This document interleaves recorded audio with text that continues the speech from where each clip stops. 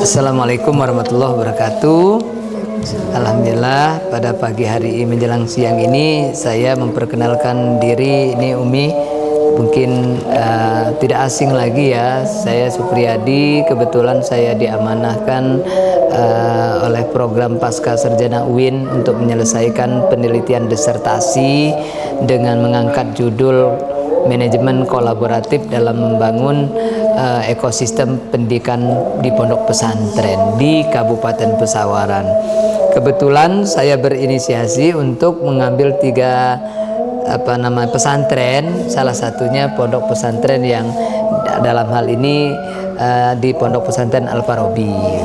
Kalau boleh tahu, saya dengan Umi siapa ini? Winda Wijayanti. Ya, dalam hal ini Ibu Winda, saya ingin bertanya tentang sharing ya, tentang bagaimana manajemen pesantren. Tentunya dalam hal ini ya kita akan melihat bahwa yang namanya pesantren itu mungkin dalam hal ini biasa ya, kita kalau bekerja sama itu pasti ada MOU gitu ya. Nah, tentu di sini ada MOU yang apakah yang benar-benar bisa menggerakkan kerjasama yang selama ini sudah dijalin ya. Seperti apa sih kerjasama MOU pondok ini? Dalam hal ini tentu punya kerjasama dengan pihak-pihak tertentu ya. Kira-kira menurut Umi MOU ini selama ini sudah MOU dengan siapa saja sih gitu di dalam ini? Pertama kami kan MOU dengan beberapa universitas, Ustaz. Itu tujuannya nanti untuk mempermudah kita ketika proses santri-santri kita melanjutkan ke jenjang yang lebih tinggi. Nah, kemudian dengan puskesmas, kemudian dengan pihak-pihak kepolisian untuk melindungi pondok, pelindungan hukum dan untuk mengantisipasi jika terjadi hal-hal yang memberatkan di pondok pesantren Al-Farabi. Gitu. Kalau kita lihat dalam hal ini lebih bersifat administratif formal atau bagaimana kalau kerjasama dalam seperti kerjasama dengan pihak kepolisian? Apakah mereka sering datang berkunjung atau bagaimana gitu? Nah, biasanya kalau kerjasama itu kami sering mengundang saat jadi kegiatan misalkan sosialisasi terkait dengan tidak bullying gitu kan, setiap tahun itu selalu ada kegiatan seperti itu. Nah, sehingga kita tinggal mengajukan surat seperti itu karena sudah terbiasa MOU di awal itu mereka langsung terjun langsung ke pondok seperti itu. Jadi kalau kelihatan dari MOU itu sendiri yang konkretnya seperti apa mereka terhadap kita dalam hal menjalin hubungan kolaboratif ini? Kolaboratifnya ya seperti mereka kita kirim surat, mereka juga mengagendakan. Oh iya, seperti itu. Iya. Ada nggak kendala-kendala itu selama ini terkait dengan MOU itu, apa yang jadi hambatan itu? Nggak ada sih, Ustaz. Nggak ada ya? Dengan hambatan ini nggak ada, alhamdulillah. Mungkin ada yang perlu saya tanyakan di beberapa item lagi di sini terkait dengan hal-hal yang ini. Manajemen dan administrasi pesantren ini kan sangat penting ya. Iya. Jadi ya maksudnya itu mohon izin ya, manajemen dan administrasi pesantren di mana yang masih ada hambatan atau apakah masih gaptek IT atau bagaimana gitu ya. Ini itu intinya kayak ini. Bagaimana manajemen administrasi pesantren itu ada hambatan nggak dengan teknologi sekarang ini? Gini, kalau terkait dengan itu memang tentu ada ya, Pak ya. Jadi terkait dengan gaptek dan lain sebagainya. Jadi hal yang pertama itu mungkin untuk TU itu belum ada sejenis aplikasi yang memang itu secara online. Jadi ketika ada santri masuk, santri keluar tuh langsung semua pengurus ini tahu gitu, Ustaz. Nah, jadi belum ada sistem seperti itu. Jadi kadang keluar masuknya santri ini masih hanya beberapa orang aja yang tahu gitu misalnya. Kadang kan kita di berbagai aspek itu kita butuh tahu, seperti kalau kayak kepala sekolah itu kan ketika di suatu rapat MKKS tuh perlu itu berapa jumlah siswa, benar ini masukan seperti itunya itu belum ada kalau seperti ini. Ya, sekarang masih sistemnya masih manual. Oh, sehingga iya. kalau ada siswa masuk, siswa keluar itu yang cut-nya satu-satu, nggak bisa secara otomatis gitu. Berarti harapan ke depan bagaimana supaya dalam penggunaan teknologi ini kan semakin menjadi kebutuhan ya. Iya. Ya, artinya saya ingin bertanya sedikit sih. Artinya dengan adanya teknologi digital ini bisa gak mengubah cara kerja gitu ke depannya, harapannya? Harapannya tentu saja pengennya itu lebih apa namanya? Lebih mudah ya. Lebih mudah lagi untuk mempermudah pekerjaan. Cuman yang pertama itu memang untuk SDM-nya juga. Iya. Kalau misalkan kita tidak berikan pelatihan juga sepertinya akan kesulitan karena hambatannya sedikit yang kami dapat ini, beberapa staf kami ini memang ketika mendapatkan tugas itu kurang untuk mengeksplorasi gitu loh. Jadi Iya. itu salah satu hambatannya gitu. Jadi harapannya lebih banyak kepada pelatihan, Ya, sosialisasi, ya, sosialisasi, untuk pelatihan. penguatan ya. Ya. Nah, di sini kan ada terkesan saya bertanya supaya ada solusi ya. Bagaimana pengembangan kapasitas gurunya atau pengurusnya ya, yang dikelola secara apa ya, istilahnya data ya administratif itu sudah tertib belum ya?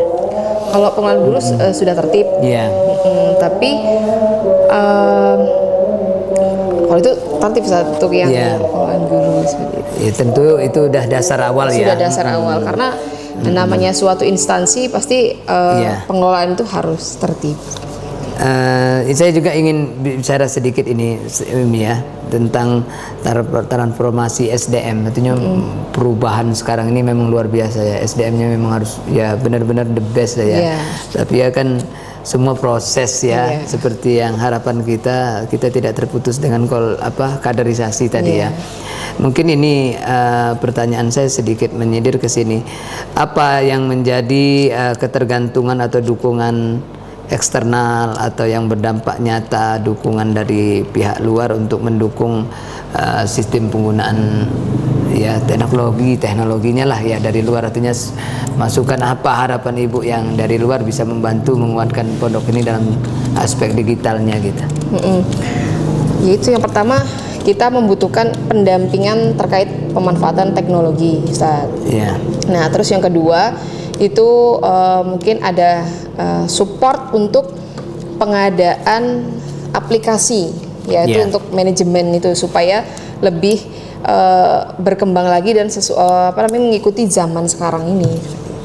Baik, Ustaz Umi, ini di belakang penutup itu saya akan bertanya. Mungkin alhamdulillah bisa mendapatkan satu ini Ustaz ya.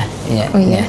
Dari semua hal yang terlihat dari kita bicarakan tadi, kira-kira menurut yang paling penting yang sering diabaikan dalam membangun kolaboratif kan, karena Umi juga butuh loh pendukungan dari segala pihak, berarti kan butuh dukungan kolaboratif itu kan. Iya.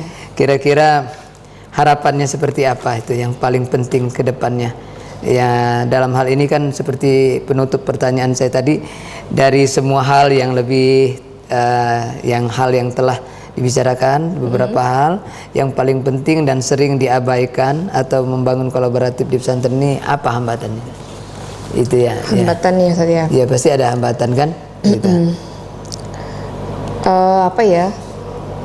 Kadang ini lambatnya respon itu untuk berkolaborasi, Ustaz. Jadi kadang lama untuk ditindaklanjuti. Iya. Atau hasil-hasil rapat itu tidak langsung ditindaklanjuti seperti itu. Yeah. Hasil-hasil yang bisa membuat hasil kolaborasi itu tidak maksimal seperti itu. Baik, ya saya rasa berarti butuh ini ya, butuh evaluasi ya. Kemudian jika Anda bisa mengubah sesuatu hal manajemen kolaboratif pesantren, apa yang kira-kira Anda mampu lakukan untuk mengubah atau mindset ya? Kira-kira seperti apa pandangannya?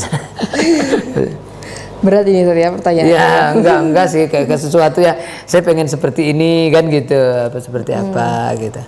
Saya pengen manajemen itu yang lebih terstruktur lagi, ada pakemnya dari awal, ada patokannya sehingga seiring berkembangnya waktu itu tidak goyah gitu Ustaz. Hanya lebih lebih berkembang tapi pakem awalnya itu tidak berubah seperti itu. Oh, baik, mudah-mudahan nanti ada jawaban ya dengan harapan itu. Yang terakhir, Zah, adakah hal-hal yang lain termasuk yang mungkin saat ini kan sensitif ya untuk dibicarakan, tapi ekosistem membangun lingkungan untuk manajemen di sini bagaimana? Membangun ekosistem untuk kebersamaannya. Membangun ekosistemnya itu dengan cara mungkin berkumpul bersama, kemudian membicarakan nanti arah tujuannya mau bagaimana. Kita tampung semua argumen-argumen, masukan-masukan yang ada, tapi tidak melenceng dari tujuan utama dari pondok ini apa, seperti itu. Ya, terima kasih Umi karena durasi memang waktu yang nggak banyak. Mudah-mudahan dengan hikmah pada penelitian saya nanti akan menjawab kelemahan-kelemahan itu. Dengan senang hati Umi bisa menuliskan dengan siapa saya tadi. Saya minta maaf atas waktu yang telah diluangkan. Mungkin secara tidak langsung saya dadakan gitu ya. Mohon izin, dan karena kita udah dipanggil azan juga, nanti mungkin ada elemen lain yang mungkin kami ingin wawancara terakhir kayak santri atau alumni. Mungkin itu ya. Mohon maaf, terima kasih atas waktu diluangkan. Sama-sama. Saya akhiri. Assalamualaikum warahmatullahi wabarakatuh. Waalaikumsalam warahmatullahi wabarakatuh. Ini bisa udah ditulis ya nama? Belum. Nama ya, nama yuk ini. Tulis ya.